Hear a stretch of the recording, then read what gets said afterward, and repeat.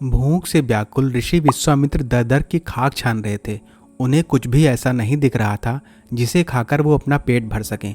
उन्हें ऐसा लगने लगा था जैसे भूख से तड़प कर उनके प्राण ही निकल जाएंगे। वह लोगों से भिक्षा मांगते लेकिन नहीं मिलती, क्योंकि लोगों के पास कुछ खाने को नहीं था। विश्वामित्र ने आखिरकार जंगल के अंदर प्राणियों का वध करने वाले हिंसक चांडालों की बस्ती में जाने का फैसला किया। भूख से व्याकुल उनके कदम तब तक उनका साथ छोड़ने लगे थे, तो फिर ज्ञान की बात ही क्या की जाए। जंगल के अंदर विश्वामित्र ने देखा कि चारों तरफ टूटे फूटे घरों के खपरे बिखरे पड़े थे। कुत्तों के चमड़े छेदने वाले हथियार, सूअरों और गधों की टूटी हड्डियां बिखरी पड़ी थीं। हर तरफ मुर्दों से उतारे गए कपड़े फैले पड़े थे। लेकिन विश्वामित्र जब वहां पहुंचे तो चांडालों में आपस में झगड़ा हो रहा था। कोई दूसरा वक्त होता तो विश्वामित्र शायद चांडालों को भी समझाते, लेकिन इस समय तो उन्हें खुद के जिंदा रहने का इंतजाम करना था। वह एक कोने में बैठकर बस यही सोच रहे थे कि कुछ खाने को मिलता तो जीवन बच जाता। देर रात उनकी नज़र अचानक एक चांडाल के घर पर पड़ी, जहां तुरंत मारे हुए कुत्ते की जांघ के मांस का एक बड़ा टुकड़ा पड़ा था।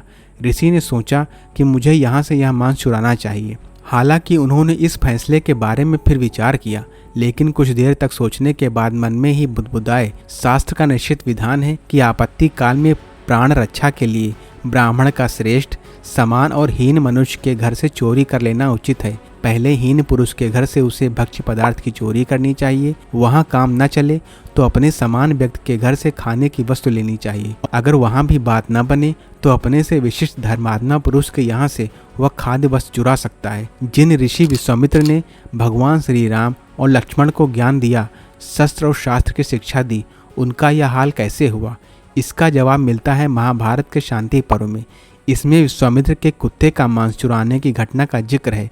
शांति पर्व के 141वें अध्याय में धर्मराज युधिष्ठिर गंगा पुत्र भीष्म से पूछते हैं, अगर सब तरफ अधर्म ही बढ़ रहा हो, राजा के कृत्य भी जनता पर कष्टकारी हो जाएं, अधर्म को धर्म मान लिया जाए और धर्म को अधर्म समझा जाने लगे, ऐसी स्थिति में क्या करना चाहिए? इस पर भीष्म ने उन्हें विश्वामित्र और चांडाल का वाकया सुनाया। गंगापुत्र ने बताया कि त्रेता और द्वापर युग के संधि काल में 12 साल का भीषण अकाल पड़ा था। ऋषि विश्वामित्र भूख से मरने वाले थे, तो उन्होंने चांडाल के घर चोरी करके कुत्ते का मांस चुराना उचित समझा। विश्वामित्र जैसे ही चांडाल की कुटिया में घुसे, आहट पाकर उसकी नींद खुल गई। कर्कश आवाज में उसने कहा, मैं जाग रहा हूँ, सोया नहीं हूँ। चांडाल की ऐसी बातें सुनते ही विश्वामित्र डर गए, लज्जित भी थे, लेकिन साहस बटोरकर बोले, मैं विश्वामित्र हूँ, भूख से पीड़ित होकर यहाँ आया हूँ। परिचय पाकर चांडाल तुरंत हाथ जोड़कर बोला, यह आप क्या कर रहे हैं? तब चांडाल ने उनसे कहा, कुत्ता तो शियार से भी अधम होता है। कुत्ते के शरीर में भी उसकी जांघ का भाग सबसे अधम होता है। प्राणों की रक्षा के लिए कोई दूसरा उपाय सोचिए। मांस के लोभ से आपकी तपस्या का नाश हो जाएगा। धर्म का त्याग न कीजिए, क्योंकि आप धर्मात्माओं में श्रेष्ठ समझे जाते हैं।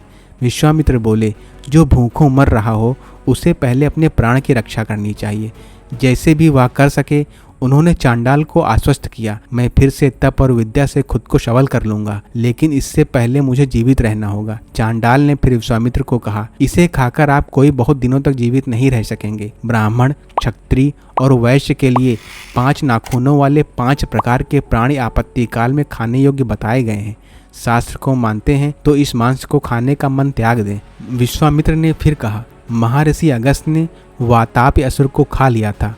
तर्क वितर्क लंबा चला, लेकिन आखिरकार विश्वामित्र बोले, कुत्ता और मृग दोनों ही पशु हैं और मेरे लिए समान है। मैं यह कुत्ते की जांघ अवश्य खाऊंगा। अगर उपवास करके मैंने अपने प्राण त्याग दिए तो मरने के बाद क्या होगा?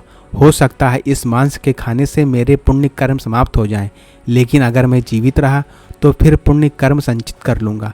विश्वामित्र वह मांस का टुकड़ा ले गए। खाने से पहले उन्होंने उस टुकड़े को देवताओं को अर्पित किया। जैसे ही उन्होंने अग्नि के द्वारा मांस का टुकड़ा देवताओं को चढ़ाया, इंद्र ने सभी प्रजा को जीवन दान देते हुए वर्षा की और अन्न आदि औषधियों को उत्पन्न किया। विश्वामित्र भी लंबे समय तक निराहार व्रत और तपस्या करके सारे पाप मिटा चुके थे। उन्होंने सिद्धि पाई। भीष्म पितामह युधिष्ठिर से कहा, जो मांस खाने योग्य नहीं था उसे केवल देवताओं को अर्पित करके महामुनि विश्वामित्र ने देवताओं और पितरों को संतुष्ट कर दिया। उन्हीं की कृपा से पवित्र भोजन पाकर उन्होंने अपने जीवन की रक्षा की। उन्होंने युधिष्ठिर से कहा कि कठिन परिस्थितियों में व्यक्ति को अपने हाथ पांव नहीं डाल देने चाहिए। अपने जीवन की रक्षा करने के लिए उपाय तलाशने चाहिए, हर कोशिश करनी चाहिए। बुद्धि का सहारा लेकर हमेशा जीवित रहने और विषम परिस्थितियों से पार पाने की कोशिश करनी चाहिए।